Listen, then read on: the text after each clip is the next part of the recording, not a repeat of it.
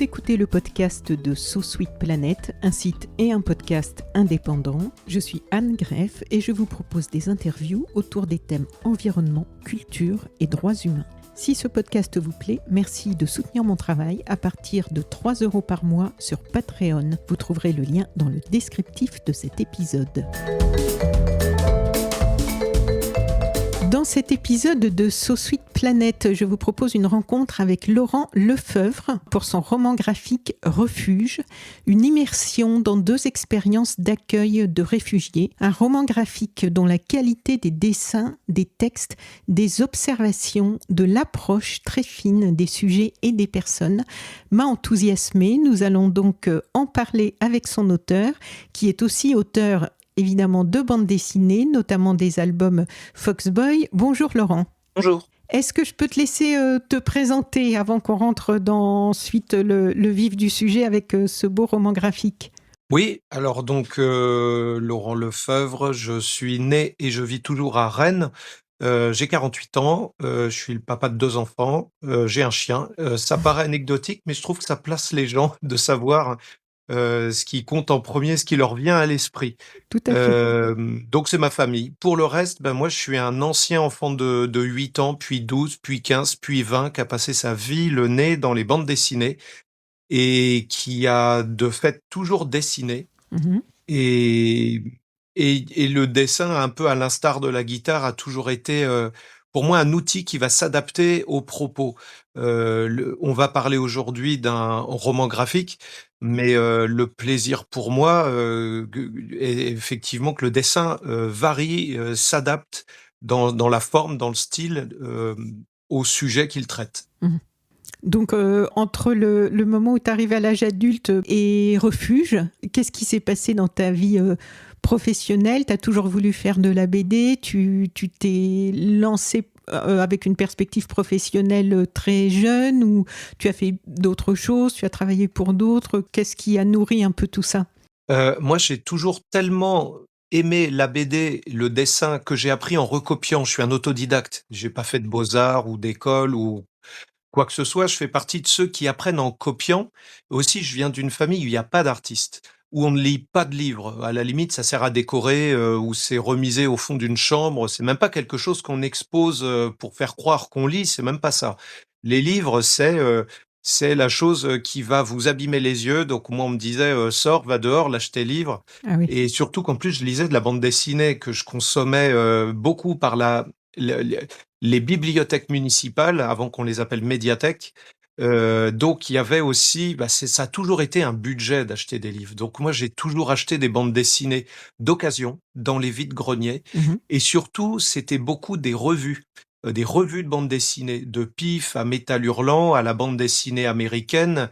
Et donc c'était du feuilleton, c'était des histoires à suivre. Et celles qu'on n'avait pas forcément les moyens de s'offrir neuves, mais que je lisais le samedi pendant que les parents faisaient les courses à Carrefour ou Mammouth à l'époque, qui était la sortie de la semaine, hein. Et moi, on me laissait à lire du Gottlieb, du Blueberry, du Torgal, c'est-à-dire les grandes figures du franco-belge que je n'avais pas à la maison, donc. Mhm. Et tandis que j'empilais des revues, des petites revues de bande dessinée qu'on pourra qualifier de BD prolétaires, parce qu'elle était faite anonymement par des gens qui étaient payés à la page.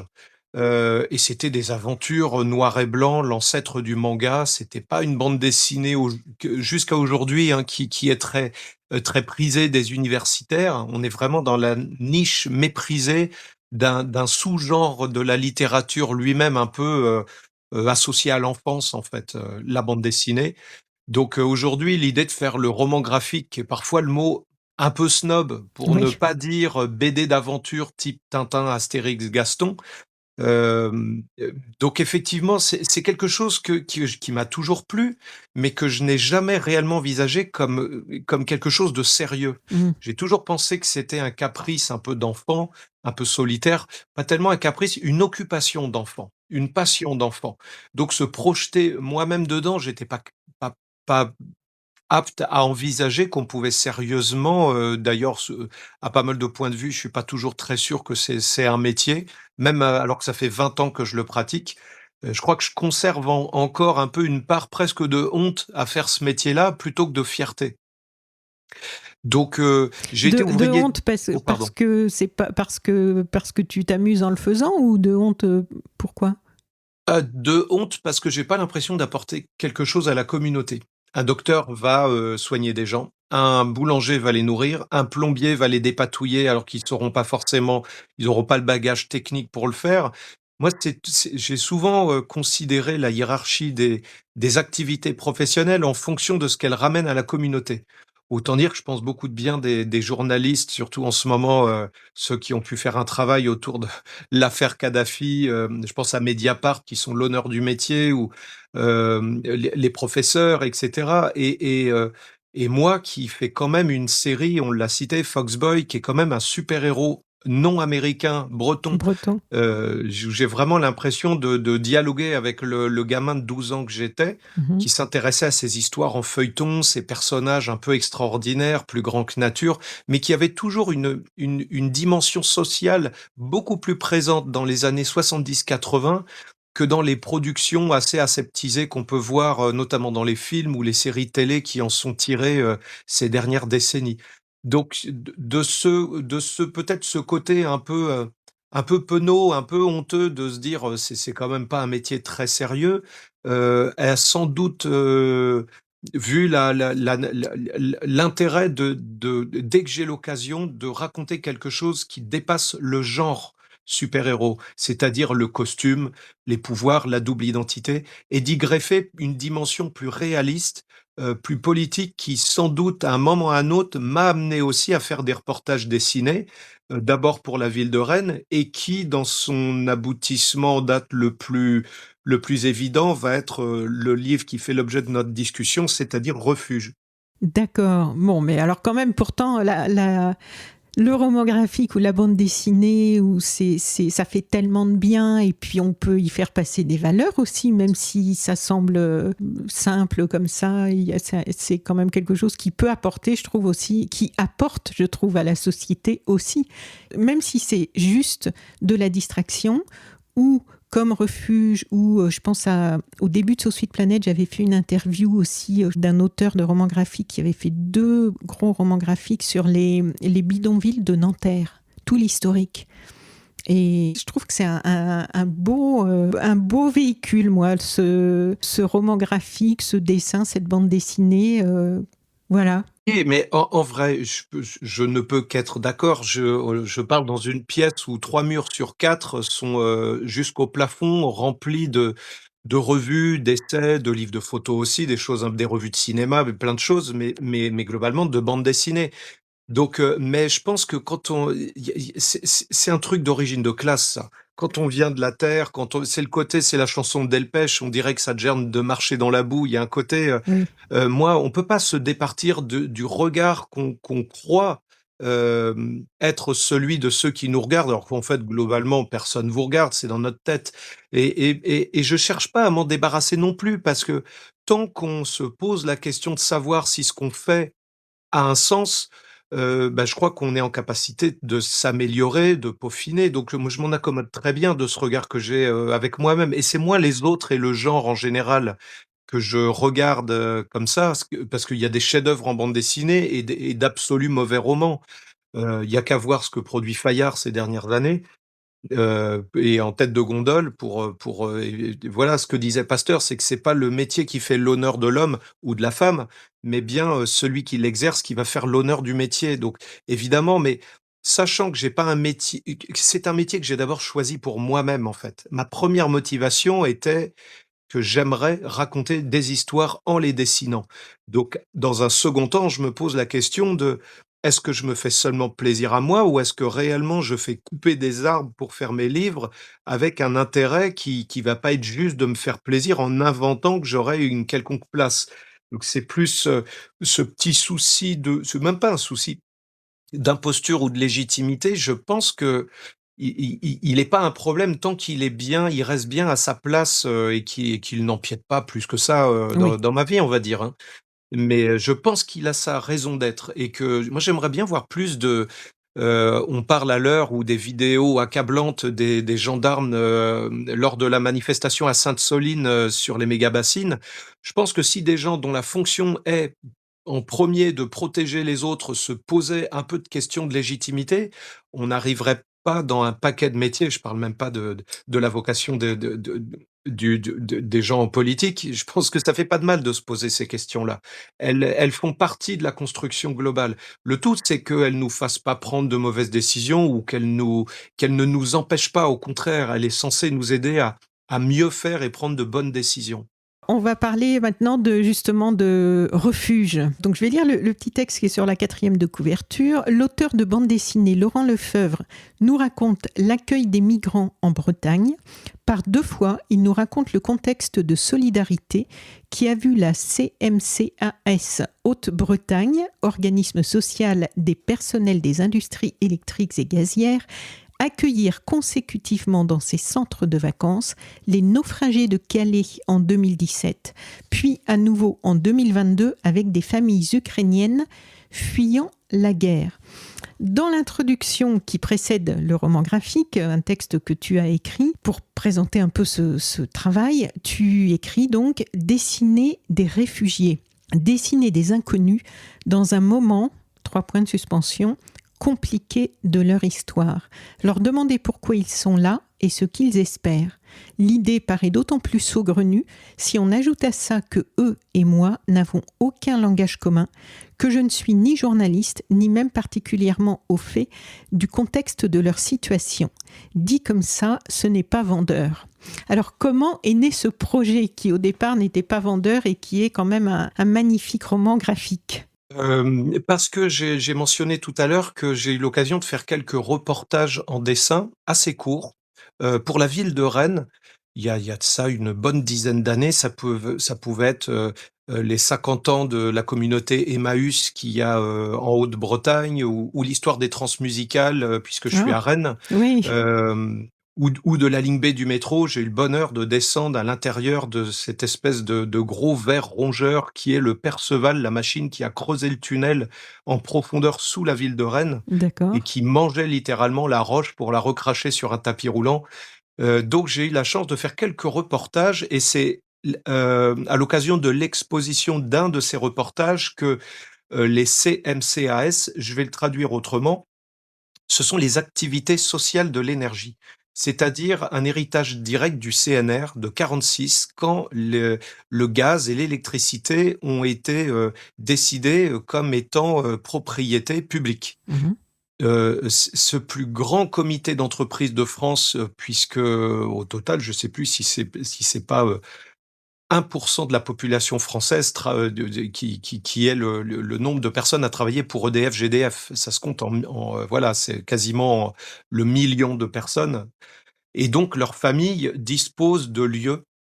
Et en Bretagne, ce sont des centres de vacances pour accueillir les enfants de ces ouvriers depuis des décennies, pour qu'ils apprennent, qu'ils aient accès à la mer, à la voile, des loisirs qui étaient autrefois réservés aux familles de gens qui avaient du bien, qui pouvait y avoir. Il y a la même chose dans d'autres régions de France avec des centres à la montagne pour le ski l'hiver. Et donc, c'est dans ces endroits, fin 2016, suite à un appel d'offres du gouvernement des derniers mois de la présidence de François Hollande, peut-être un sursaut de gauche qui lui aurait fait penser qu'il fallait pas laisser cette verrue sur son action en tant que président. Donc, ils ont décidé qu'il fallait traiter ce qu'oblige la loi française, de toute façon, Mmh. traiter dans la dignité. J'insiste sur le mot dignité, les dossiers de chaque personne pour savoir s'ils étaient éligibles ou non à un statut de réfugié en France. Et pour ça, pour que chaque dossier puisse être instruit, étudié, De il la faut jungle de Calais, tu parles, ou de de tout la le jungle de territoire? Calais. Ah oui, de la On jungle de parle Calais. exactement. On est fin 2016. On parle à l'époque principalement de Soudanais, d'Érythréens, Mmh. d'Afghans, de majeurs ou de mineurs, de mamans isolées. Et on va répartir par population comme ça, un peu partout en France. Et moi, je me suis intéressé via ces activités sociales de l'énergie qui m'ont contacté, à quelques centres situés en Bretagne, en bord de mer, pour me rendre compte avec toute la candeur de celui qui n'est pas un spécialiste, qui n'arrive pas avec des images à obtenir, comme on demande parfois aux journalistes en disant va dans la rue, j'ai besoin de ci ou de ça pour le trésor. Moi, on m'a vraiment dit, c'est ton boulot de dessiner, de raconter. Nous, on a cette expérience chez nous qui a été votée à l'unanimité, qui est d'ouvrir hors des périodes de vacances, quand ces lieux sont libres, des gens, des groupes de personnes en demande d'asile ou qui veulent continuer leur périple pour aller en Angleterre, ça dépend des cas. Et donc, est-ce que tu pourrais prendre une forme de témoignage de cet épisode de solidarité? Parce que, m'ont-ils dit, c'est quelque chose qui dit beaucoup de nos valeurs inscrites depuis 46, depuis cette naissance d'EDF-GDF par Marcel Paul, qui est une figure importante. Et donc moi, je suis vraiment allé, quasiment, on m'a appelé la veille et le lendemain matin, à quelques jours de Noël, j'étais dans un train et j'allais rester un jour, une nuit, en séjournant comme eux dans un mobil-home. Hem Et puis, le temps de prendre un maximum de notes, de photos aussi, parce que j'aurais évidemment pas le temps de tout dessiner sur place, c'était très court et dans un rôle le plus candide possible. Oui, on va en reparler. Alors, ce roman graphique, il a un titre un petit peu énigmatique. Déjà, refuge et pas réfugié. Et puis, refuge avec un S qui marque le pluriel, mais qui est entre parenthèses. Pourquoi ces choix? Alors parce que les bâtiments portent, le nom de la fonction qu'on leur donne. 4 murs deviennent un hospice ou un hôpital si on soigne les gens, une école si on enseigne et à un moment où des centres de vacances qui sont des centres de vacances, sont un endroit où des gens peuvent se poser un petit peu, quelques semaines, le temps d'être considérés et une fois de plus dans la dignité, devient un refuge. Parce que beaucoup de ces gens, de ces jeunes, les seuls mots qu'ils ont connus, je le mets dans le livre à un moment d'ailleurs, j'ai demandé quels sont les premiers mots de français que vous avez intégrés et c'était «fout le camp, dégage». Ouais. C'était ce qu'on leur disait quand, avec des coups de pied le matin ou en arrachant leur toile de tente, on leur et ils pensaient souvent que la jungle et Calais étaient un pays. Quand je leur demandais la liste des pays qu'ils avaient traversés, il y avait Irak, voilà, chacun avait une liste, une litanie et il y avait France et ensuite ils disaient jungle, comme si c'était en soi jungle ou Calais, un lieu tellement il était en soi, marquant pour eux. La boue, les tôles, la saleté, le froid, la peur, la faim, heu La violence. et la violence, ouais. Donc peut-être pour changer un peu d'autres livres, il y en a beaucoup. J'ai rencontré encore un auteur là ce week-end qui a fait un livre qui s'appelle «Traversée» au pluriel, lui qui parle plutôt de l'épisode de la Méditerranée. On est beaucoup, hein, d'auteurs de bande dessinée en effet à s'emparer de ces sujets, parce que souvent en tant qu'individu, on y est confronté quelques minutes, le temps d'un sujet, vite torché, aux 20 heures, ce qui est souvent le pire moyen d'être au courant parce que ça prête, aux commentaires les plus les plus débiles, pardon, mais c'est le seul mot qui me vienne à l'esprit. Tellement en surface, tellement instrumentalisant, tellement bête, utiliser de l'émotion plutôt que de la connaissance et il faut du temps pour de la connaissance. Moi, j'ai ce luxe-là de passer beaucoup de temps en travaillant chez moi, à écouter certaines radios, certains podcasts et cetera, mais c'est un luxe et j'ai conscience de ce luxe. Donc, se voir proposer quelque chose qui nous fait un peu peur au départ. On se dit: «Est-ce que je suis légitime? Est-ce que je vais dire des bêtises?» Rater un épisode de ma série de super-héros, ma foi, c'est pas trop grave, à part que moi, je vais rater des ventes mais ça n'engage que moi. Par contre, rater dans ce que moi, je vais raconter, de ce que je comprends, vois, des points pas très clairs que j'ai envie d'éclaircir en me disant que si moi, je ne connais pas, des acronymes, des petits points de loi, bah, ceux qui me lisent, il y a des chances qu'ils ne les connaissent pas non plus. Donc c'est beaucoup plus engageant enfin, c'est plus grave de rater, de mal raconter ou de passer à côté de quelque chose, quand on a un sujet qui touche à des vraies personnes, à des Oui, vraies parce que situations. tu transmets la vie des gens là aussi, et puis une Exactement. réalité qui est souvent entendue aussi. Donc, 2 reportages à 5 ans d'écart. Le premier reportage dans les Côtes d'Armor. Tu peux nous resituer contexte, tu commences quand ce premier reportage? Combien de personnes arrivent à ce moment-là que tu vas couvrir, essayer de rencontrer, communiquer avec, et les différents lieux dans lesquels elles sont accueillies? Les villes, les villages. Alors les villes, c'est Trébeurdin, Trégastel et Saint-Calguildo. Donc 3 villes, cités balnéaires, donc Côte d'Armor, hein, si vous situez Perros-Guirec, la côte de Granit Rose, on est vraiment dans la carte postale de la Bretagne. Je crois que Plougastel a été élu il y a quelques années plus beau village de France. Donc on a, il y a un espèce de choc entre, et c'est sans doute encore plus vrai, dans le deuxième reportage du livre, puisque je reviens au même endroit en 2022, au moment de l'accueil de personnes venues d'Ukraine. Il y a ce choc d'arriver. Alors le premier reportage, je l'ai fait en décembre. C'était 2 ou 3 jours après un attentat qui avait eu lieu sur le marché de Noël de Berlin, si je dis pas de bêtises, en tout cas en Allemagne. Et donc il y a tout ce côté tension, il y a des peurs qui sont exploitées, instrumentalisées, il y a des raccourcis, des biais cognitifs qui se font volontaires et involontaires de par les médias. On n'était pas encore dans l'hégémonie de CNews, mais en tout cas on était déjà dans une amorce de basculement de réaction comme ça de l'info confisquée par les milliardaires qui ne l'achètent pas par hasard et juste pour frimer en disant j'ai une chaîne de télé. Et on était déjà aux prémices de ça. Donc d'un côté, il y a ces centres de vacances, un cadre assez joli parce qu'il y a la mer, il y a ces grands dolmens, ces immenses galets sculptés euh, par les millénaires. Enfin, c'est vraiment la Bretagne. Et en même temps, on a des gens qui, et surtout en Ukraine, les gens, je vais les rencontrer au printemps, qui nous ressemblent parce que physiquement, quand on voit des Ukrainiens, des Ukrainiennes, des enfants, avant d'arriver à leur hauteur et de parler, on pourrait s'adresser aux gens en français en ayant absolument l'impression de rencontrer des pairs, comment dire, des compatriotes. Et ce qui est pas le cas quand on rencontre des Soudanais, des Érythréens ou les couleurs de peau ou des gens qui sont au cœur de l'hiver en sandales, sans chaussettes. On voit tout de suite ce décalage qui est pas évident. Donc il y a aussi visuellement, on dessine la Bretagne, on dessine des gens, mais il y a ce clash, ce contraste avec les histoires qu'on nous raconte. La torture pour les uns dans le désert en Libye, d'autres vont raconter les bombes à Kiev, la peur de devoir ranger toute sa vie dans une valise en 5 minutes et d'avoir les jambes qui se dérobent en tremblant parce que les bombes se font entendre et le ciel se fait rouge dans la nuit.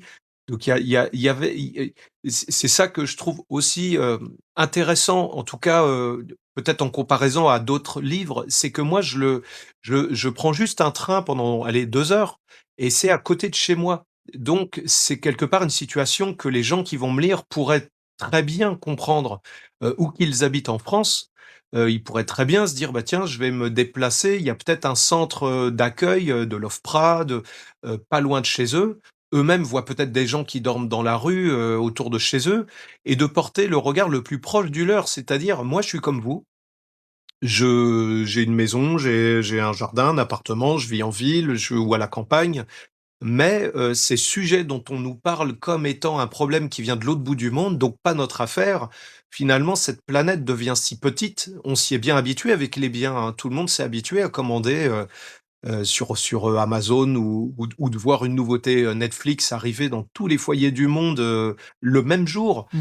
Et que cette mondialisation des biens eh ben, et de l'argent, qui n'a aussi aucune frontière dans ses déplacements, il y a un moment, il y a aussi un revers de ce capitalisme dont on fait absolument tous partie, qu'on le veuille ou non. Oui. Il y a aussi une contrepartie réelle, il y a aussi une conséquence de ça, c'est des mouvements de population, que ce soit dû à la guerre, à des enjeux de territoire, bientôt et de plus en plus à des enjeux écologiques, et que se confronter là à ce problème avant ce problème, cette question, ça dépend comment on le visage, on va dire à cette question Oui. d'émigration, avant que le seul prisme par lequel on nous en parle est un projet hostile et qui a pour but aussi de nous détourner tant qu'on a peur de l'autre, de l'étranger, pour une couleur de peau, pour un soi-disant projet religieux ou de remplacement ou quels que soient les horreurs dans lesquelles on va de plus en plus loin, le tout étant de ne jamais remettre en cause le système duquel on est absolument, tous les pigeons, à la fois les victimes et à la fois, on est nous aussi dans cette partie de Monopoly géante, quoi. Tout à fait. Et un système dont on est un peu complice et responsable, même si c'est à un petit niveau, mais au moins il faut déjà en avoir conscience. Et alors, donc on va rentrer dans le livre. On a en général un grand dessin par page avec un ou plusieurs petits textes. Je décris parce que comme on est en audio et pas en télé ou en presse, donc j'essaie de donner, c'est aussi pour ça que je donne toujours des extraits des livres que je lis pour donner envie et puis une image à nos auditrices et auditeurs. Donc chaque page présente un tableau et ce qui m'a impressionné, c'est que en fait, je trouve que c'est vraiment un regard de réalisateur de documentaire que tu as, parce que ce regard fait des choix. Donc, qu'est-ce que l'on choisit d'extraire de la réalité que l'on a en face de nous? Qu'est-ce que l'on met dans le cadre? Les paroles, les événements. Comment tu choisis pendant tout ce temps ce qui mérite, selon toi, d'être gardé? Parce qu'on sent qu'il y a vraiment un équilibre pour avoir plusieurs approches différentes et donner une image sensible et complète, surtout complète et complexe de cette réalité. Alors déjà c'est assez inconscient.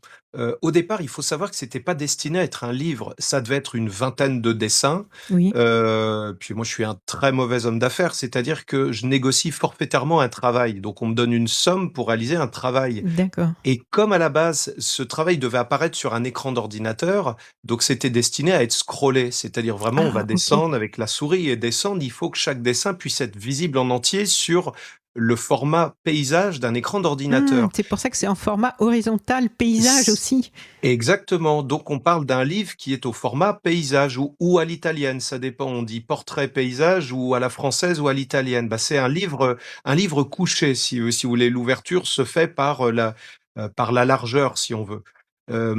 Et donc, j'ai commencé à dessiner mes 20, puis qui sont devenus 30, 40. Et puis, puisque de toute façon, il n'y a pas une histoire en impression, en édition, quand on va faire un livre, il y a le coût du papier, c'est des cahiers de 16 pages. Donc, on ne peut pas rajouter 16 pages, ça a un coût, ça augmente le budget. Or, comme le seul coût qui augmentait si je fais 80 pages plutôt que 20, bah, c'est mon temps à moi de travail, Eh oui. puisque c'était destiné à être sur écran. Et bah, très vite, je leur ai dit, écoutez, je vais en rajouter parce qu'il y a plein de choses intéressantes. Je serais très loin d'avoir fait le tour. Et puis maintenant que j'y suis, vous allez avoir du mal à m'arrêter parce qu'il y a quand même beaucoup de choses à dire. Et je trouve ça trop important pour ne pas être dit. Alors, donc d'emblée, sans m'en rendre compte, je me mettais moi-même aussi dans un dispositif qui est celui de l'écran de télévision, c'est-à-dire du documentaire. D'ailleurs, souvent, j'ai tellement peur de me tromper, d'être maladroit, que d'être subjectif, Oui, que toute la première partie est quasiment une transposition dessinée de photos que j'ai prises, de centaines de photos où j'ai fait en effet un choix d'accord. et où très souvent je me dessine dans le cadre. C'est-à-dire qu'on me voit moi, fin 2016, en train de parler aux gens, Oui, arrivés de la jungle de Calais. Alors c'est pas pour cabotiner ou que je me trouve particulièrement intéressant à dessiner, c'est que ce dessiner dans le cadre rappelle qu'il y a un cadre, que ce cadre existe. C'est une question de journaliste ça. Est-ce qu'on va juste filmer les gens qui vont regarder la caméra ou quelqu'un qui est hors champ et qui fait avoir un regard en biais? Ou est-ce que la personne va parler en face comme s'il n'y avait pas d'interlocuteur, donc personne qui aurait posé la question? Moi, j'ai opté pour assez souvent me dessiner moi-même, donc c'est-à-dire qu'on me voit en train de poser des questions aux gens ou de pointer, par exemple, un tableau de photos au mur ou des affiches ou d'aller voir les gens qui sont en cuisine en leur demandant: «Mais comment vous faites pour cuisiner?» à des gens qui ont globalement, grandi, en Érythrée ou au Sud-Soudan, comment ça se passe? Et me dessiner moi un peu à l'instar de Roger Gicquel faisait ça, dans ses années de retraite à France 3 Bretagne permet de rappeler qu'il y a un dispositif. C'est-à-dire qu'il y a quelqu'un qui tient une caméra hors champ, il y a quelqu'un qui est devant la caméra, il y a un cadre. Ce que je ne ferai plus dans la deuxième partie. La deuxième partie sur l'Ukraine, le style a changé. Je Oui, suis beaucoup justement, oui, on va en parler quand on va parler de la deuxième partie. Ah bah très bien, bah je m'interromps là alors.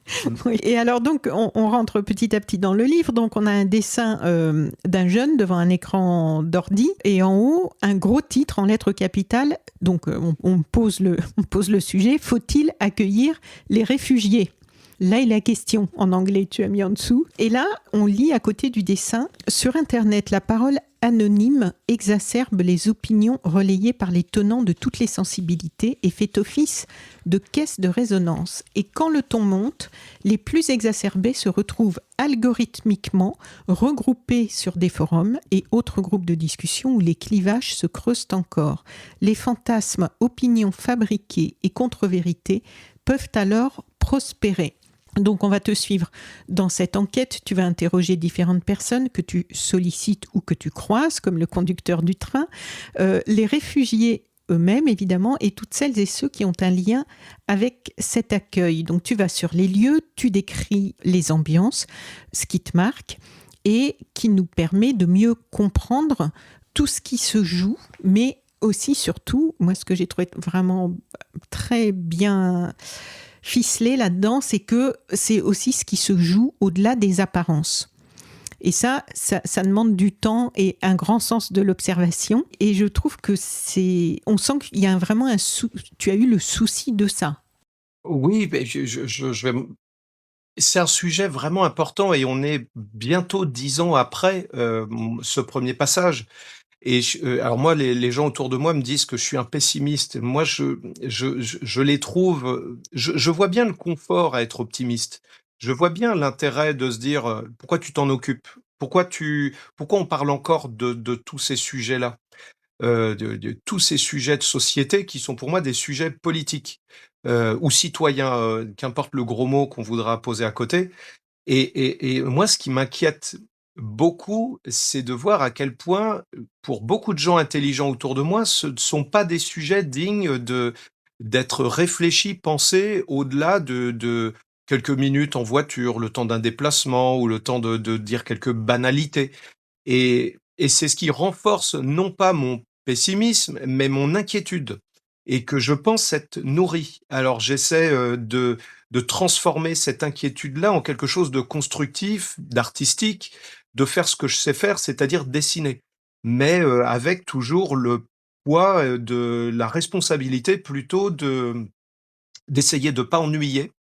Parce que c'est des sujets qui peuvent c'est simple, en festival comme encore ce week-end, je pense que je peux faire allègrement, 50 tomes de ma série Foxboy, un super-héros non américain en Bretagne donc, Oui.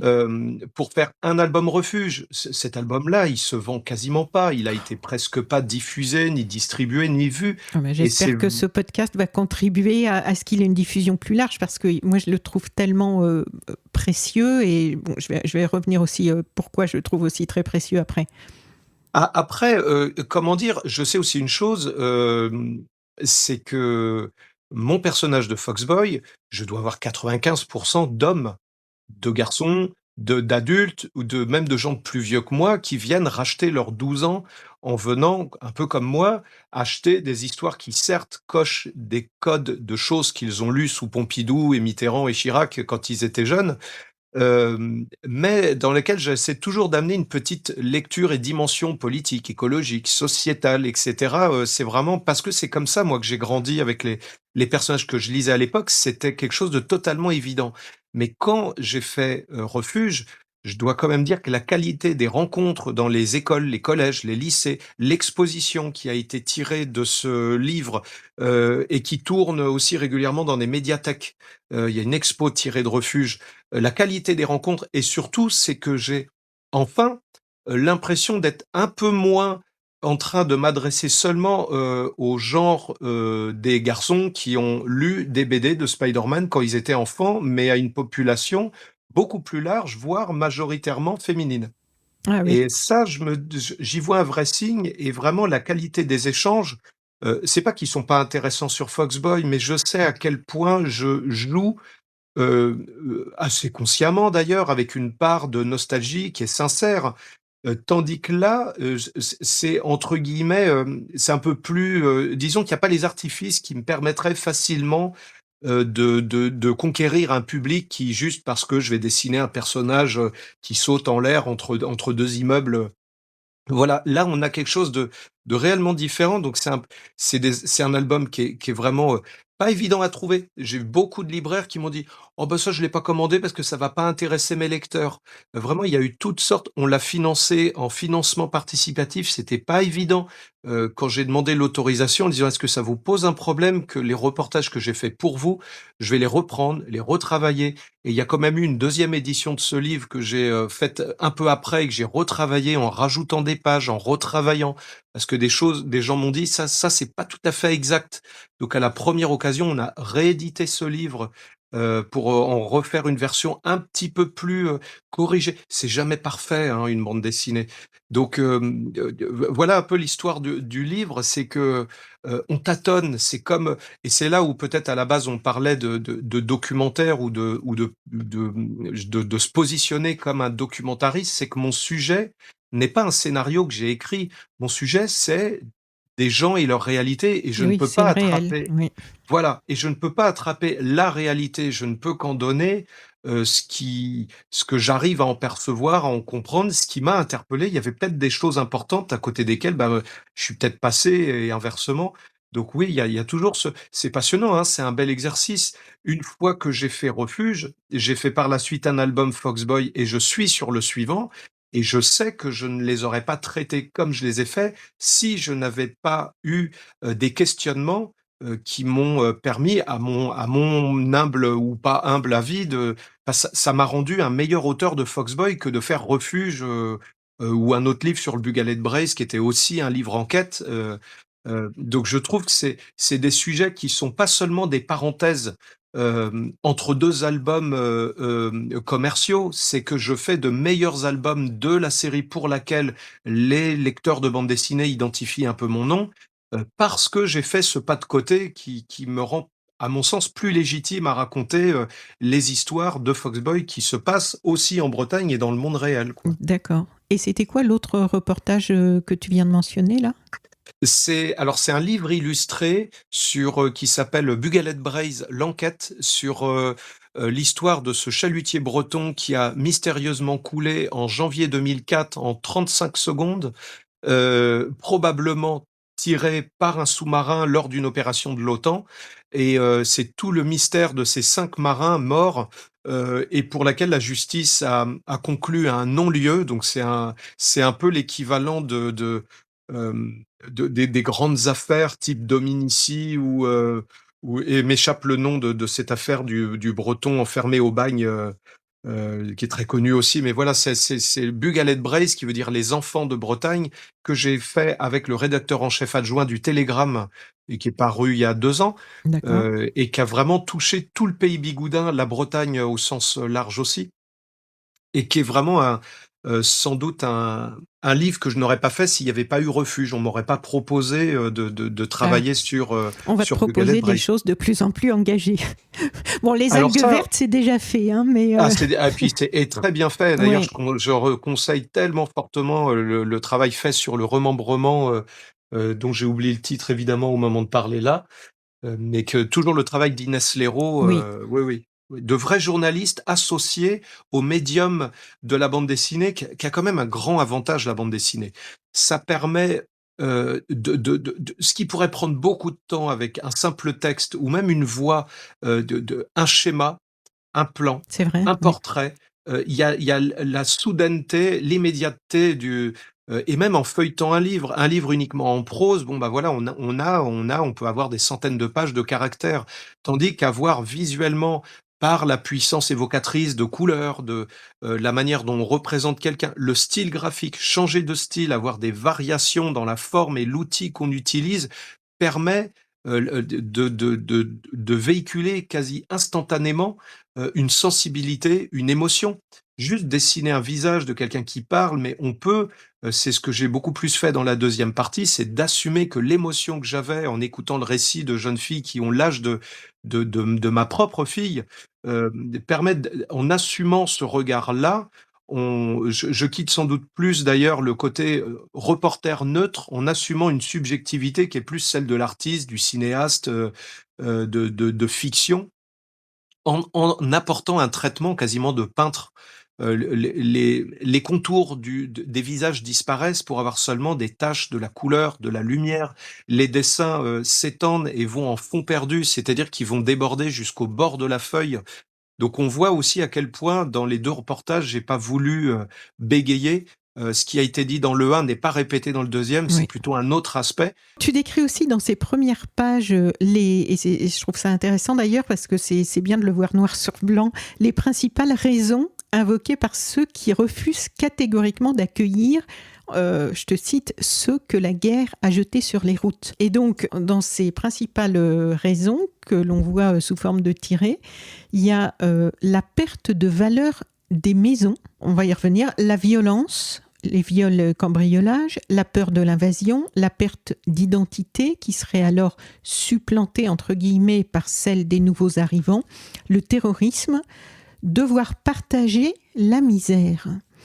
Ça fait réfléchir quand même quand on lit ça, et d'ailleurs je trouve que c'est bien que ce soit exposé parce que ça aide à comprendre les deux côtés des pour et des contre. La perte de valeur des maisons, c'est-à-dire Quelque chose qui revient régulièrement, que ce soit parce qu'il y aurait par exemple un accueil de gens du voyage ou et cetera, et les riverains, c'est quelque chose qui revient, c'est comme le nucléaire, ou les éoliennes. Il y a toujours ce côté, c'est pas chez moi. Je veux pas voir, je veux pas que ce soit à côté, et puis rendez-vous compte, ça va faire perdre de la valeur aux maisons. C'est-à-dire, quelque part, on a l'impression que les gens parlent de nuisibles. De nuisibles, y compris à 4 pattes avec une queue qui va ramper, autour des poubelles. Enfin, il y a vraiment, en effet, moi je ne creuse pas, je ne développe pas plus, mais j'énumère les choses. Effectivement, on voit souvent des peurs, et ces peurs, hem auxquels on n'a pas de bonne réponse, ou plutôt sur lesquels certains s'appuient pour augmenter ces peurs, débouchent très logiquement sur de l'hostilité. Et l'hostilité qui devient collective devient de la haine et de la violence. oui. Et on voit certains, moi j'ai entendu la semaine dernière, tranquillou, Éric Zemmour arriver encore avec un grand degré de fenêtre d'Overton encore bien explosé vers la droite, en parlant littéralement, presque à mots couverts. Il est assez intelligent pour avoir un choix de mots qui fait qu'il n'appelle pas directement à la prise aux armes, mais c'est ce qu'il est en train de faire là actuellement. Et je l'ai vu accueilli, je parle même pas de CNews, je parle de LCI et de BFM dans lesquels il n'est pas contredit, ni contrarié.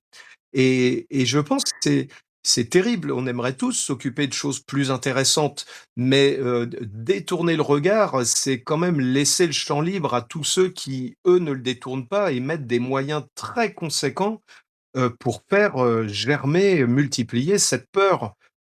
Oui, alors justement, petit à petit, toi, tu donnes des informations factuelles dans ce roman graphique et précises qui permettent de comprendre pourquoi ces réfugiés ont fui leur pays, les raisons qu'ils donnent eux-mêmes, mais tu expliques aussi les contextes des pays d'origine et tu retraces en images, en dessin donc et en carte, les parcours, en carte géographique, les parcours depuis les pays d'origine jusqu'à Calais et aussi le parcours administratif très laborieux et semé d'angoisse du demandeur d'asile.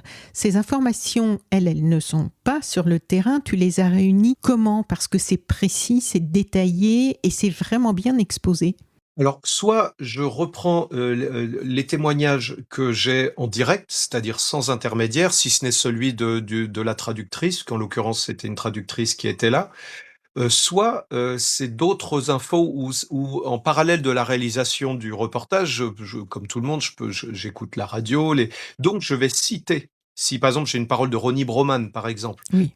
qui me semble pertinente à un moment, vient appuyer ou plutôt développer ou prendre de la hauteur par rapport à ce que moi je suis en train de faire, ou d'élargir la caméra, je vais citer, la personne et où je l'ai entendu, à quelle date. Ce qui permet à chacun de pouvoir dire: «Ah, ce qu'il me dit là, il ne n'a pas pu le creuser lui-même». Donc, bah, chacun peut aller voir par lui-même, de c'est essayer d'être, de faire un boulot un peu, ce que fait un scientifique. Quand il affirme quelque chose, il s'appuie sur une expérience observable. Il y a les conditions de l'enregistrement d'une expérience qui elle-même peut être critiquée. Il y a toujours un cadre et cetera, mais moi, bon, dans une autre vie, j'aurais rêvé d'être journaliste et puis j'ai biberonné avec, Daniel Schneiderman et Arrêt sur image qui ne nous disaient pas tant quoi penser que de nous sensibiliser, en nous donnant des outils de réflexion pour que nous puissions nous-mêmes forger une opinion éclairée et solide, basée par exemple, que dit le cadre? Combien de temps a-t-on consacré? Quelle est la place de tel sujet? Comment a-t-il été placé? Est-ce qu'il est mis au début, au milieu, à la toute fin? Après quelle autre émotion on passe au suivant? Quelle est la musique utilisée? Et cetera. Donc toutes ces choses-là, c'est des questions qu'on se pose, qu'on fasse de la fiction ou qu'on fasse un reportage. Je pense que l'idée, c'est de communiquer quelque chose et d'avoir conscience des outils qu'on va, mobiliser pour susciter un résultat. Là, j'espère que je fais pas du bourrage de crâne ou que j'ai pas envie de remplir les gens qui seraient un récipient vide avec mon opinion à moi. Ils ont déjà leur histoire, leur sensibilité. Peut-être sont-ils plus intelligents que moi ou connaissent-ils mieux le sujet que moi. Donc il faut y aller avec prudence, avec, modestie, et puis presque en tremblant du crayon, j'ai envie de dire. Parce qu'il faut je pense que c'est une bonne attitude d'être, à la fois de dire ce qu'il faut dire, et en même temps de rester avec cette trouille de mal dire. Oui. Alors pour Ahmed, 27 ans, tu écris à côté de son portrait dessiné. Ahmed a 27 ans. Chez lui, il était agriculteur et pêcheur. Il avait un âne et cultivait les oignons et les cacahuètes. En faisant son portrait, je vois son regard, doux et triste, disparaître à l'évocation de son passé, une étrange absence, saisissante. Je repense aux mots entendus ce matin. Quand ils sont comme ça, il ne faut pas forcer les choses. Ce soir et demain, en remplissant mon cahier de visages, je reverrai beaucoup de ces regards vides. J'aimerais que tu nous dises quelques mots de ces regards vides. Je trouve que c'est important que tu aies mentionné cet aspect que j'ai pu croiser aussi. Oui, regard vide ou regard mort, je vais, là ajouter un petit point, c'est que ma femme est médecin et elle travaille à l'OFII. Alors l'OFII, c'est l'Office français de l'immigration et de l'intégration, Oui, oui, oui. qui dépend du ministère de l'Intérieur. Elle rencontre, de par son travail, tous les jours, des gens, étrangers qui sont sur le sol français et qui ont encore, même si on les rogne jusqu'à peau de chagrin, heu, qui ont encore quelques droits et même pour nous, hein, parce que c'est important que ces gens-là soient vus, parce qu'ils pourraient être, même pour la population française, ce qu'on ne suit pas, aujourd'hui pourrait, se retourner aussi, voilà, c'est une question de santé tout simplement. Petite parenthèse refermée. C'est elle qui m'a parlé, de cette expression de regard vide ou regard mort que je trouvais une fulgurance, qui disait parfaitement les choses. On a beau, quand on est, apaisé dans sa vie, c'est-à-dire qu'on peut avoir faim, on peut avoir, froid, on peut être fatigué, on peut être, agacé, mais ces émotions sont une chimie qui peut très simplement changer en rentrant chez soi, en se coulant un chocolat chaud ou une douche ou en regardant un film ou en allant sortir dehors faire un tour. Là, on a des gens qui sont dans des syndromes post-traumatiques. Beaucoup ont subi absolument l'enfer et les choses que me raconte régulièrement, mon épouse en rentrant du travail, plus spécifiquement avec les femmes parce que l'infinie invention du bipède humain pour, torturer, ses sœurs, ses mères, ses filles, est absolument sans limite et ces regards vides, tout est dit parce que dans le peu qu'on me raconte moi, je sais, je comprends très vite. Il y a aussi tout ce qu'on ne me dit pas et qu'on leur a déjà fait dire plusieurs fois. Il faut qu'ils répètent dans des dossiers, qu'ils redisent ce qu'ils ont fui, ce qu'on leur a fait, pendant des mois et des mois et alors que pour rester, pour pas péter les plombs, il faudrait quasiment qu'ils arrivent soit à faire la paix, ce qu'ils peuvent pas faire, parce qu'ils sont pas aidés, ils ont pas cette assistance-là d'ordre psychologique ou psychiatrique, ou que le temps pourra peut-être apporter. Et en plus, on leur demande constamment de revenir dessus pour être bien sûr que ce soit noté dans un dossier qui éventuellement va leur dire qu'ils, oui, ils peuvent avoir le droit, s'ils font pas trop de bruit et qu'ils réclament pas trop et qu'ils veulent pas être trop demandeurs et trop gourmands, avoir le droit peut-être de vider nos poubelles. Donc oui, il y a un peu tout ça dans l'idée de regard vide, de regard mort. Euh, voilà. Oui. Et sur la page suivante, tu décris son ami Youssif qui vous a rejoint avec son téléphone portable et tu fais une petite mise au point. Tu écris « La présence de ces appareils modernes chez les migrants interroge, voire agace ceux qui seraient tentés un peu vite de conclure qu'ils seraient finalement, entre guillemets, à l'aise ». Qu'est-ce que ça représente pour eux, donc, ce téléphone portable qui incite certains à penser qu'ils sont à l'aise? Ben, aujourd'hui, c'est absolument nécessaire. Je dis un petit peu plus loin que c'est à la fois un boussole, un précieux outil et leur unique lien avec le reste du monde. Que ce soit pour avoir des nouvelles de l'éventuelle avancée de leur dossier, d'informations pour savoir quel rendez-vous là par exemple à Rennes, l'OFPRA, il faut prendre des bus, il faut aller dans les zones après des foires fouilles, des noses et au fin fond d'une zone artisanale de Rennes, on va trouver l'OFPRA et comme souvent, il n'y a pas de langue commune pour parler le français, l'anglais, tout ça, c'est pas forcément des langues. Le téléphone, c'est l'unique moyen par lequel c'est absolument nécessaire. C'est nécessaire comme un cœur et des poumons. Donc, comme les gens souvent, et c'est tout à fait compréhensible, ne connaissent les choses que par la surface qu'on veut bien leur en proposer, par exemple le taux de mélanine d'une peau, c'est-à-dire la couleur. Donc ils vont voir la couleur, ils vont voir ce qui sépare, ils vont voir des habits, ils vont voir une langue peut-être parler un petit peu fort dans la rue par des gens qui oublient que parce qu'ils parlent une autre langue, on les entend tout autant que s'ils parlaient en français. Ce genre de petites choses de surface, comme la possession d'un téléphone portable, va suffire parfois, souvent, aux gens, et c'est humain ces biais cognitifs, de porter un jugement. Et ce jugement va quasiment tout le temps être négatif du fait de cette surface des choses. Le but est d'évoquer la surface pour aller plus loin et rentrer dans la profondeur des choses. Oui.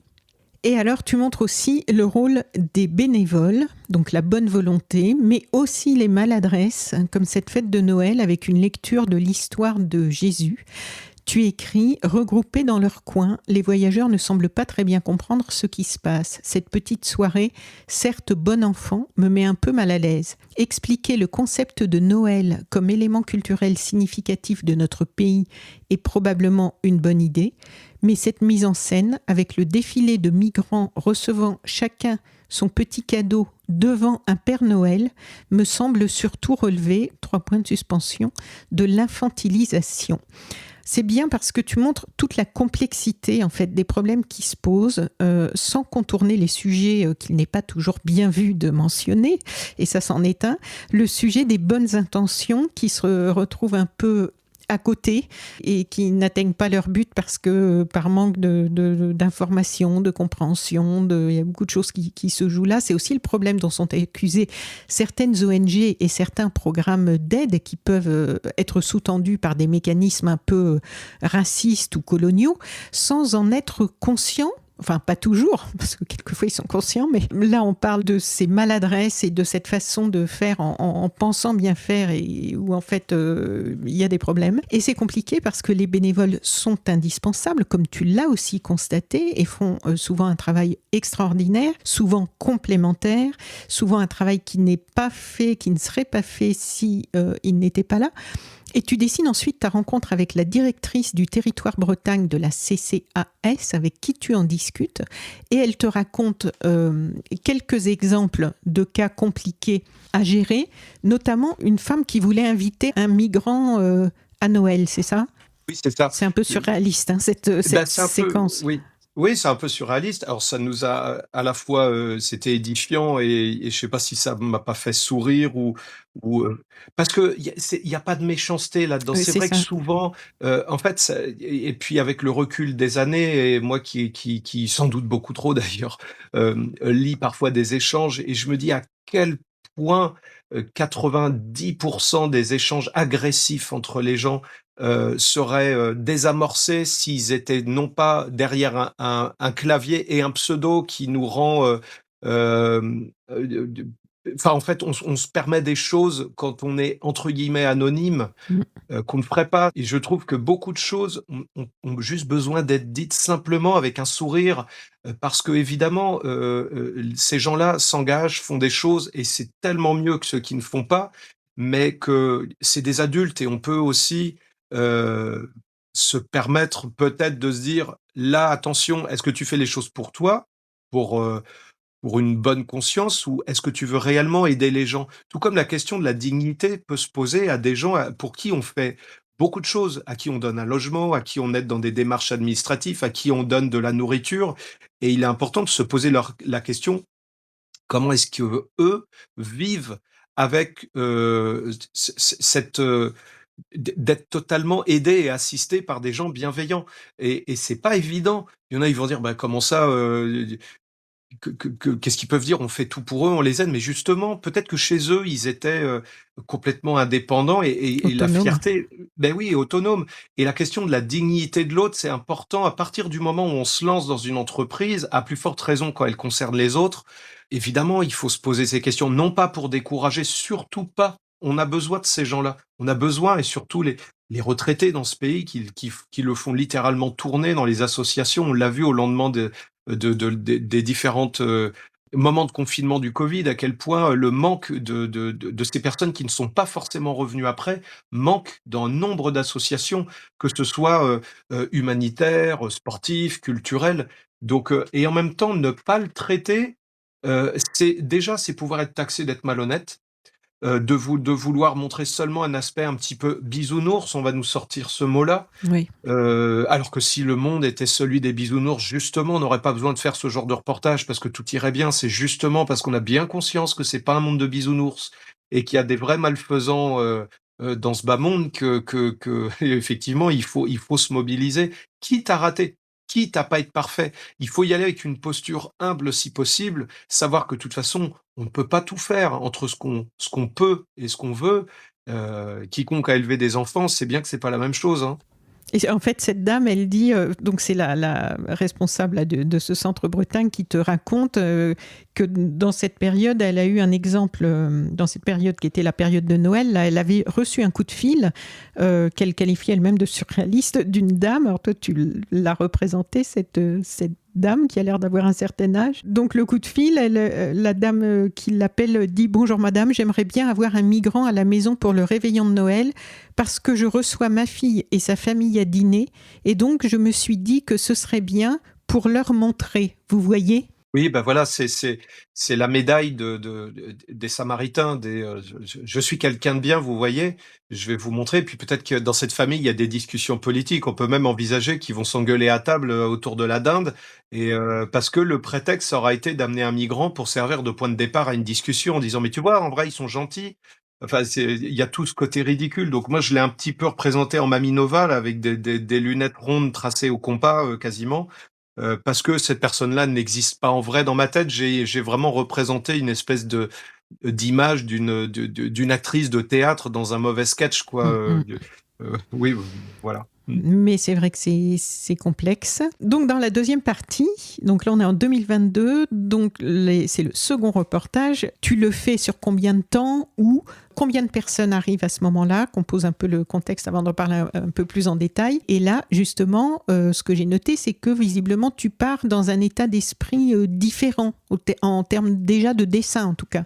Bah, en fait, je reviens au même endroit et donc on va imaginer un parc de mobil-home comme on a tous peut-être connu l'été en allant genre des Yellow Village ou des choses comme ça, où il y a sauf que ça appartient toujours à EDF, GDF, donc les activités sociales de l'énergie. Et là, cette fois-ci, je rencontre, principalement des femmes puisque les hommes sont mobilisés ou alors c'est des hommes, âgés ou des enfants. Et là, j'ai besoin de poser un vrai, contexte géopolitique. Je trouve que là, c'est important, parce que c'est un cas précis. C'est pas plusieurs pays, plusieurs continents avec du Moyen-Orient, avec de la Corne de l'Afrique et cetera. Donc je prends le temps et très vite, je me rends compte qu'il y a une jeune femme qui est épuisée parce qu'elle parle français. Elle était étudiante à Lyon au moment de l'invasion russe, et elle repart tout de suite à Paris, défiler pour dire stop à la guerre. Elle prend un drapeau, elle fait ce qu'elle peut. Elle peut pas grand-chose, mais elle le fait. Et comme elle voit que les Français veulent lui donner des leçons de géopolitique sur l'Ukraine et la Russie, elle se rend compte que ça sert à rien. Quand elle fait sa manif au pied de la Tour Eiffel. Exactement, avec un drapeau et quelques filles. D'ailleurs, on voit dans le dessin, puisque c'est des photos que j'ai pu trouver, c'est beaucoup plus souvent des femmes dans ces cas-là qui se mobilisent. Enfin, je trouve qu'il y a une prépondérance des femmes à s'emparer des sujets comme si des sujets qui devraient indigner toute personne avec un minimum d'empathie, mais il y a quand même une surreprésentation des femmes. Je le note parce que c'est quand même souvent vrai. Oui. Et donc, c'est cette jeune fille, Anna Kissilova, qui va traduire les panneaux de menus tous les jours dans l'alphabet et la langue ukrainienne pour les autres, qui va assister Elle donne beaucoup, oui. Ah, elle donne beaucoup, elle est épuisée. Elle va dans les réunions, les rendez-vous avec un pédopsychiatre, donc elle écoute une maman expliquer, raconter ce qui se passe pour son enfant, le traduire en français au médecin qui va parler et donc elle passe son temps partout dans ce groupe, je sais plus combien ils sont, 80 peut-être de mémoire? Oui, 80 ou 85, je sais plus. Il me semble, ouais. Et Mais donc elle, moi sa j'y vais famille quand est ils là-bas. viennent d'arriver. Oui. Ils viennent d'arriver, elle-même s'est occupée de la logistique, d'aiguiller, de diriger des gens, de dire vous allez là il y a tel train, telle ligne, vous allez dans tel sens, d'accueillir, d'épauler. Et là je me dis, puis il y a quand même eu beaucoup de prise de conscience aussi sur la, la, la place qu'on donne ou plutôt qu'on ne laisse pas prendre aux femmes. Donc je décide de faire d'elle ma co-scénariste, c'est-à-dire que c'est plus elle qui va traduire comme une personne embedded, comme disent les journalistes quand ils vont dans un pays étranger. Oui. Ils trouvent, c'est une forme de néocolonialisme aussi. Donc je lui ai assez vite dit qu'elle allait être la narratrice et que moi je traduirais en dessin, évidemment avec le savoir-faire et le métier qu'est le mien, mais elle avait une formation de journaliste. C'est ça. Donc Elle elle a interviewait. cette sensibilité. Déjà, tu dis, je ne m'étonne pas d'apprendre qu'elle a une expérience de journaliste. Ça se ressent dans ses connaissances et ses analyses. Elle comprend, remet en perspective, ça c'est important aussi, et explique. Pour toutes ces raisons, elle est bien plus apte que moi pour raconter la suite, à son tour de parler, au mien de traduire, en dessin. C'est ça, c'est-à-dire que je pars de cartes et puis j'essaie comme toujours d'être un peu factuel, mais des fois à force d'être factuel, on est à côté de la plaque. Il y a une phrase fameuse de Godard qui disait: «La pluralité, c'est 5 minutes pour les juifs, 5 minutes pour les nazis». Moi j'ai une image peut-être un peu moins clivante actuellement qui va être, c'est comme si on dit que la vérité est au milieu, c'est comme s'il y a d'un côté des gens qui pensent que la Terre est plate et d'autres qu'elle est ronde, donc en gros la vérité serait que ce serait une demi-molle. Ça ne marche pas non plus. Donc je profite d'un moment précis où je monte quelques cartes, où je fais un petit peu le malin façon le dessous des cartes sur Arte et d'avoir quelqu'un d'un seul coup, qui va se rebiffer. J'ai ma traductrice qui va me dire: «Mouais, non, j'en ai un petit peu marre de ce discours-là», et elle va reprendre le micro. Donc j'avais eu l'idée de le mettre un petit peu en scène, ce passage, pour dire: «Bon, voilà ce que moi je vois, j'observe». Elle est native, comme tous les gens qui sont là, quasiment de l'est de l'Ukraine, donc vraiment les gens directement menacés par ce géant russe hostile à leur porte, et pour cause. Donc déjà ce changement de ton permet aussi aux gens de pouvoir se dire: «Ah, je peux éventuellement prendre une distance avec ce qui va être raconté par la suite», puisqu'il le dit lui-même, il va laisser un petit peu le volant à cette Anna Kissilova. Donc voilà, c'est la manière que j'ai trouvé à la fois de laisser elle-même raconter ce qu'elle a raconté et pas passer par un prisme, c'est-à-dire moi, et en même temps de le signaler assez fortement pour que ça permette à chacun de pouvoir en faire ce qu'il veut de cette information-là, quoi. Donc après, les portraits, du coup, c'est toi tu dessines et c'est elle qui mène les entretiens? Disons que j'ai des choses qui m'interrogent et Oui. je vais la consulter, et par exemple, je lui dis: «Tiens, comment ça se fait qu'il y a ce jeune homme-là?» Enfin, j'ai mis un moment des échanges, j'ai repris la forme des échanges Messenger où on voit des petites bulles de couleurs avec du texte tapé, suivant que c'est quelqu'un avec qui vous écrit, et d'une couleur bleue quand c'est vous qui répondez pour pouvoir visuellement savoir, la teneur d'échange et des fois je lui dis: «Mais tiens, c'est qui lui déjà? Rappelle-moi sur telle ou telle photo. Oh lui, bah, j'ai pas trop envie de parler» et je lui dis: «Ah bon pour» donc des fois je mets en scène nos propres échanges en me disant: «C'est l'échange qui est intéressant». Parce qu'elle me dit: «Oui, mais j'ai pas envie de pointer quelqu'un qui serait en âge d'être au front quelque part, qui est un déserteur». Donc, à la fois, elle a pas envie de le pointer et elle a pas tellement envie de s'attarder et de raconter, l'histoire glorieuse de quelqu'un, bah, qui est très, à l'aise dans un centre de vacances, alors que ses compatriotes à lui, sont en train de laisser leur vie sur le front. Et quand bien même, moi je dis: «Je sais pas du tout, je ne suis pas à sa place, je ne sais pas ce que je ferais». Donc voilà, j'essaie quand je peux de ne pas, de pas bégayer trop, je me disais que par exemple, elle me présentait, plusieurs personnes. Moi je dis: «Elle, c'est qui? Est-ce que tu connais?» et cetera. Donc évidemment, le but est pas d'enfiler, des tonnes et des tonnes de témoignages, mais avec un tour d'horizon assez large pour avoir un éventail assez, peut-être représentatif du sentiment que moi j'ai eu en passant, quelque part quoi, 1 journée et demie, 2 jours, parce que j'arrive le matin, je passe une nuit sur place, je dors le moins possible parce que j'ai des photos, des textes, des choses à noter, des portraits à faire, et d'essayer de trouver quelque chose de pertinent à dire, avec l'idée aussi que peut-être je n'aurais rien de pertinent à dire. C'est possible qu'en se déplaçant, on se dise: «Bah, finalement, j'ai rien». Alors comment on fait? Soit on ne fait pas de reportage, soit on met en scène qu'on n'a rien à dire. Parce que finalement, quand on va dans des endroits qui sont quand même une immense salle d'attente, que ce soit avec les gens issus de Calais, encore plus parce que c'est l'hiver, il fait froid, ils n'ont absolument aucun moyen, ils peuvent pas sortir en ville, aller boire, un café ou quelque chose. Ils n'ont pas d'argent de poche pour vivre. Ils attendent, au rythme de, il y a un repas, je vais me coucher, pas de nouvelles. Est-ce que je peux essayer de joindre ma femme, mes enfants, pour certains qui en ont, qu'ils ont dû fuir en laissant tout derrière eux avec l'in et donc il y a ce côté salle d'attente, donc qui dit salle d'attente dit ennui. Alors, il faut à la fois passer qu'il y a ce côté, ennui, qu'il y a ce côté, traumatisme et que le tout dans un endroit, assez, paradisiaque puisque, pour nous, qui dit mobil-home, bord de mer, Bretagne et soleil, va penser à des souvenirs joyeux d'aller faire, une partie de Scrabble à l'heure de l'apéro chez les voisins, qui ont une tente à côté de notre emplacement et donc il y a tout ce c'est ce côté, la vie, de au lointain qu'on peut capter à portée d'appareil photo, de téléphone et de crayon. C'est ça qui m'intéressait dans tout ce projet-là, quoi. Et Anna, donc elle a 2 amis qui arrivent d'Ukraine en tant que réfugiés dans ce refuge donc, Sacha et Yana. La première a 23 ans et elle est gérante d'une boutique de livres et de vinyles. Et, enfin, elle l'était. L'autre, Yana, 22 ans, est créatrice d'un salon de beauté donc on dit Kif. On dit kiff, oui. D'un salon de beauté à Kif. Elle est danseuse et mannequin et première dauphine Miss Kharkiv. Kharkiv, c'est ça. Avant, on disait Kharkov parce qu'on avait l'habitude de prendre la prononciation des Russes. Mais en ukrainien, on dit bien Kharkiv et avant, on disait Kiev. Oui, Moi, je disais Kiev, hein, comme tout le monde. comme Moi, tout on le m'a monde. dit, non, Oui, il faut dire Kiev. Kiev, c'est le nom ukrainien de notre pays. Comme si on allait expliquer aux Anglais qu'il faut dire Londres et pas London, oui, quoi. d'accord. Donc, c'est à peu près la même. Mais en effet, oui, première dauphine de Kharkiv, qui est une ville de plusieurs millions d'habitants. On la voit sur la couverture Oui, du livre Refuge. De où lui vient cette...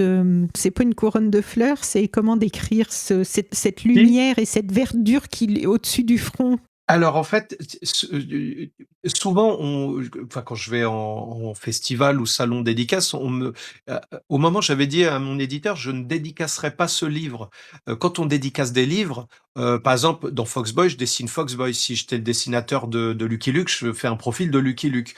Mais là, je dis: «C'est ridicule, je peux mettre un petit mot, je peux dire, "Très bonne lecture à vous, ravi de la rencontre" et cetera», une signature, un sourire. Je dis: «Mais je vais pas dessiner quelqu'un avec des sacs ou une Ben oui, valise», oui, oui, oui, oui. je dis: «C'est Ce ridicule» serait un peu et puis indécent, oui. oui, voilà, c'est ça et c'est puis aussi réduire ce travail-là à, une sorte de personnage un peu de fiction, et puis, en regardant un petit peu les dessins, je suis tombé sur le compte Instagram de Yana, donc cette danseuse, chorégraphe, femme d'affaires et en allant sur son site Instagram, qui est celui d'une jeune femme en phase avec son époque, qui poste des photos d'elle,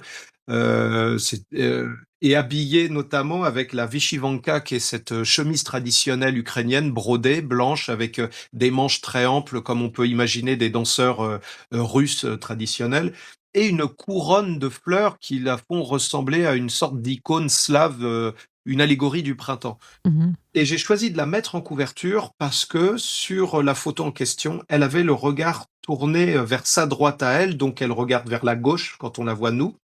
Elle a le visage éclairé comme si elle faisait face au soleil couchant à l'ouest. Je trouvais que c'est quelqu'un qui, dans son regard, n'opposait pas à la sénilité d'un vieil homme de 70 ans avec visiblement des problèmes de virilité qu'est le leader russe, un désir d'indépendance, de faire ses propres choix et surtout un regard de paix puisqu'elle avait cette couronne de nature, ce costume qui est celui de l'Ukraine et de regarder là où elle a envie de regarder, c'est-à-dire en l'occurrence vers la liberté, vers l'Occident, puisque c'est ainsi que elle ne se dit pas féministe. Moi, je lui ai dit, mais parce qu'elles m'ont dit toutes les deux, Yana et Sacha, qu'elles voyaient une sorte de parallèle féministe, en tout cas Sacha, qui elle tenait une boutique de livres. Donc c'est pour moi, c'est plus l'intellectuelle, l'universitaire, celle qui se rêvasse en lisant des livres, et qui elle disait qu'il y a carrément un regard sur le patriarcat avec cette manière dont la Russie instrumentalise les peuples et les femmes et les filles avec, en voulant leur imposer, un peu comme moi je pensais à Valmont, les liaisons dangereuses, quand on mariait des jeunes filles avec des vieux hommes, alors qu'elles disent nous pouvons nous débrouiller par nous-mêmes, nous avons notre propre constitution, nous pouvons avoir nos propres présidents incompétents, comme vous. Ça m'a fait sourire. Et donc moi je l'ai vu, je lui dis: Ça correspond peut-être pas à la définition que tu te fais du féminisme, mais pour moi tu es une féministe. Tu affirmes que tu n'as pas besoin d'un homme pour décider à ta place et commander ta vie». Donc j'ai décidé de la mettre en couverture et quand je rencontre des gens je dessine, un portrait de femme souvent avec de face ou de profil, qu'importe, avec une couronne de fleurs dans les cheveux. D'accord, merci pour l'explication. Dans les sujets qui fâchent, tu exposes aussi un problème au sujet des immigrants non ukrainiens qui ne sont pas traités de la même façon. Est-ce que tu peux nous en dire quelques mots? Bah oui, c'est là aussi un sujet que j'avais entendu développé par Ronnie Broman qui confirmait. Moi, j'aime bien des fois quand j'ai un ressenti, savoir que je suis pas le seul à me le poser, parce que des fois on peut se demander si on cherche pas peut-être un petit peu la petite bête coûte que coûte. Mais en effet, il y a des gens qui peuvent être d'origine, comme c'était le cas de Zakaria, qui était d'origine algérienne, mais marié à une ukrainienne et qui travaillait comme on pourrait avoir quelqu'un issu du Maghreb chez nous et qu'on ne s'étonnerait pas, soit de le voir à vélo délivrer des repas ou faire des métiers pas forcément ceux qu'on rêverait faire voir nos enfants faire. Et on voit en effet que eux aussi se trouvaient apatrides, c'est-à-dire ils n'avaient pas forcément le droit à être des réfugiés ukrainiens hors d'Ukraine, d'être reconnus comme n'ayant plus vraiment possibilité de vivre dans le pays dans lequel ils ont construit une vie et un mariage et une famille, mais de se retrouver ni bienvenus en Algérie, ni bienvenus en Ukraine, et c'est-à-dire frappés, enfermés, notamment en Biélorussie. Lors du passage, on sait que c'est un pays qui est inféodé à la Russie. Donc oui, il y avait aussi cette question avec cette couverture un peu provocatrice que j'ai mis à côté d'un livre d'enfants fictif où c'est écrit «J'apprends à reconnaître les couleurs» comme on fait avec les enfants et où j'ai Oui. mis réfugié gentil avec un petit matelot blond à la peau blanche et à côté un migrant entre parenthèses méchant parce que il a les cheveux frisés et la peau marron, quoi. Donc effectivement, cette question-là, on peut pas la balayer nous-mêmes. Après ce gros travail, est-ce que tu as envie d'en réaliser d'autres, des reportages en roman graphique? Est-ce que tu as d'autres projets dans cette veine-là ou l'exercice est terminé? Alors c'est jamais terminé parce que je pense que c'est un sujet qui va c'est presque le sujet qui est venu à ma rencontre plutôt que moi. J'ai pas Oui, c'est posté un ça. CV en me Oui, disant: oui. «Tiens, je vais être, dessinateur citoyen pendant 6 mois». Non, c'est C'est des vraiment commandes, des propositions, oui, des... c'est des commandes et en fait, quand il y a eu les événements d'Ukraine, je l'attendais presque, ce coup de fil de Loïc Massé, des activités sociales de l'énergie pour me dire: «Bon, Laurent, tu reviens?» Je l'attendais presque parce que pour moi, je l'envisage ce travail-là comme quelque chose de temps à autre, va m'appeler à revenir faire un service. Et je ne sais pas encore sous quelle forme, sous quel, sujet, quel sera le pays, des gens dont je vais aller, si ce sera pas le mien, j'exclus pas que moi aussi, peut-être un jour, je devrais fuir mon propre pays. En fait, je pense que c'est quelque chose, c'est comme un album de famille. Pendant des moments, on oublie de l'alimenter. Il y a des moments, on se dit: «Mais ça fait longtemps que j'ai pas rempli des pages avec les photos de ce qui s'est passé». Et j'ai aussi, bien compris, pour, faire beaucoup de salons et de festivals, j'ai 15 déplacements sur tout l'automne parce que j'ai eu une nouveauté de ma série principale, Oui. que ma voix portait beaucoup plus loin quand ces sujets-là étaient amenés à l'intérieur de mes séries et mes récits de fiction dits tout simplement bande dessinée. Donc, il y a aussi, l'envie beaucoup plus, actée de ma part, que, à la fois, ce que je fais dans Refuge et ce que je raconte, à l'abri des codes du genre super-héros quand je fais Foxboy, ne seront plus qu'une seule et même chose maintenant. Ah oui, Donc je pense ça se rejoint que de plus en plus. ah beh, de plus en plus. Ça n'a pas été pensé de ma part, mais comme j'ai moi-même un personnage, mon héros est journaliste, en fait. Mon personnage, quand il enfile pas un costume orange, et il se déguise en homme renard, pour gagner sa vie et pour reprendre une grande tradition des personnages de BD, Tintin est reporter, Spirou est reporter, Peter Parker, Spider-Man prend des photos pour un journal qui mène par ailleurs une campagne de dénigrement contre Spider-Man, même Clark Kent, Superman est reporter. Donc c'est très pratique d'avoir un personnage, dont personne ne va s'étonner de le voir sur les théâtres de scandales financiers, de marées noires, de faits divers, d'attaques, de banques. On verra toujours un même personnage, tout simplement parce que c'est sa place, il est journaliste. Donc, mon personnage est journaliste. Comme moi, il doit faire plusieurs petits métiers pour arriver à en vivre, c'est-à-dire, on le voit dans le dernier tome de Foxboy, aller en intervenant dans un collège et lycée pour parler de la laïcité à travers la représentation, la caricature, le dessin, le portrait de l'autre. Et en même temps, on le voit lui aussi, les bottes, les pieds dans l'eau, témoigner à travers un de ses reportages du changement climatique, à travers les inondations qui ont été historiques dans la ville de Rennes, à l'hiver dernier, qui se retrouvent Ah. dans ma bande dessinée, tout comme un milliardaire, d'extrême droite, réactionnaire qui s'appelle Vincent Bollero dans ma bande dessinée. Mais vraiment très clairement les mécanismes que j'observe en tant que citoyen qui se gave à longueur de journée de médias indépendants, autant que de matinales, de grands médias, aussi réactionnaires, et ben je m'en sers comme un matériau de base pour prolonger peut-être ce regard que j'amenais, dans les livres type Refuge, mais dont j'ai bien conscience qu'ils sont 50 fois moins achetés, lus et vus que quand je fais un Foxboy. Donc, je m'adapte et en effet, à la fois, j'aimerais bien continuer quand l'occasion se présentera, mais en attendant, c'est à l'intérieur de Foxboy qu'on voit un peu la suite de même le trait et l'évolution graphique se rapprochent beaucoup plus maintenant de ce que je dessine, ma manière de dessiner, la partie ukrainienne de Refuge, que de ce que je pouvais faire dans les premiers tomes de Foxboy. Donc, oui, oui, effectivement, il y a une idée de mobilisation, tout à fait, consciente et actée. Tu vas ruser, comme me disait Colin Serrault. Eh ben, c'est pas le propre du renard, ça, de ruser? Bah oui, voilà, bah tu vois, la boucle est bouclée. Oui, oui, je pense qu'il faut vraiment, je pense que on attend ça. Moi, j'ai toujours aimé, je pense, par exemple, comment ça? L'Armée des ombres, des grands films comme ça sur la résistance, qu'est-ce que j'ai montré? Le Cercle des poètes disparus à mon fils, récemment, qui est moi un film qui a changé ma vie. Il y a des fictions qui nous remuent bien plus que beaucoup de réalités dont des fois l'aspect un peu fade en tant que tel peut rebuter. Plein de lecteurs me disent: «Ah mais moi j'aime bien, ces thèmes-là, mais je vais les regarder à la télé, un documentaire, une soirée sur Arte et si je suis en forme. Sinon je préférerais regarder, Piège de cristal 8 ou je ne sais quel film qu'on a vu 15 fois, mais qui au moins nous détendent». Donc, moi j'ai aussi acté qu'on a une part de nous a envie de fiction, de rêver, Ah oui, fût-ce on a, par on le a aussi besoin, et surtout en ce moment, de choses distrayantes. Et l'un c'est n'empêche ça. pas l'autre, et je pense que c'est très Mmh. complémentaire, hein. Il faut essayer j'ai essayé de faire un livre très coloré, D'où ce titre, une fois de plus, refuge. C'est de montrer le moment où on n'est pas. J'aime pas faire des livres où les gens vont craindre de tourner la page suivante, d'apprendre quelque chose qui va leur mettre un coup de batte sur la tête. Donc, à la fois montrer des gens qui font et qui disent tous que entrer en action nous apporte beaucoup et on reçoit beaucoup plus qu'on donne. Et c'est quelque chose qui revient tout le temps quand on va voir des gens qui sont engagés, même si en effet, c'est parfois difficile et désagréable d'avoir les yeux ouverts sur la situation écologique, sur les reculs constants, et sur l'enfumage qu'on nous fait à grande échelle.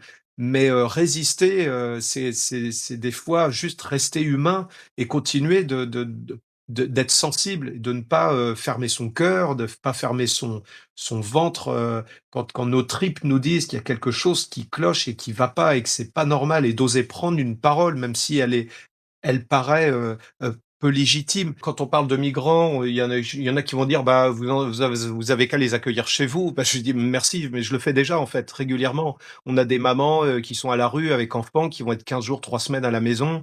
Vous avez d'autres, enfin, il y a toujours le côté: «Ah bah, vous avez qu'à le faire». Pareil, les sites d'animaux abandonnés. «Ah, les gens, ils prennent les chiens, mais ils les abandonnent». Bah, super, mais si vous avez juste il y a peut-être eu des raisons, c'était peut-être impossible, vous savez pas. Donc dans le doute, juste perdez pas de temps. En plus, ça vous fait pas de bien. Dire du mal aux gens, ça vous abîme. De passer du temps à se désoler de la condition humaine, ça fait qu'y croire un petit peu moins. Alors que nous aussi, on en fait partie, on en est une fraction. Alors, quelle est la qualité de cette fraction? C'est ça, C'est un faut mmh, essayer de mettre en place du constructif.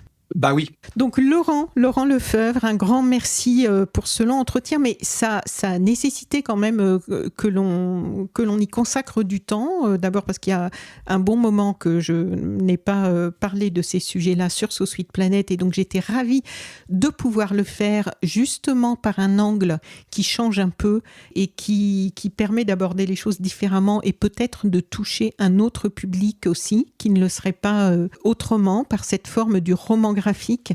On va rappeler le titre Refuge avec le S du pluriel entre parenthèses. C'est aux éditions Comics Initiative. Comme d'habitude, chères auditrices et auditeurs, dans le descriptif du podcast, dans le petit texte qui accompagne, soit sur votre application de podcast, soit sur le site sosweetplanet.com, vous pourrez trouver le lien pour acquérir ce roman graphique soit pour vous, soit pour l'offrir, parce que je crois que c'est vraiment quelque chose de très intéressant à diffuser. Voilà, donc merci beaucoup Laurent, et puis je vais te merci beaucoup. souhaiter une bonne continuation. Merci beaucoup. Bah, on aura compris, un projet un peu à part dont ça me touche beaucoup plus encore quand on me parle de refuge que de mes autres activités, en effet. Donc, c'est moi qui retourne le merci. Ok, et ben peut-être à une prochaine pour un prochain reportage. Avec plaisir. Au revoir. Au revoir. So Sweet Planet, c'est un site et un podcast indépendant. Merci donc de soutenir mon travail à partir de 3 € par mois. Vous trouverez le lien dans le descriptif de cet épisode.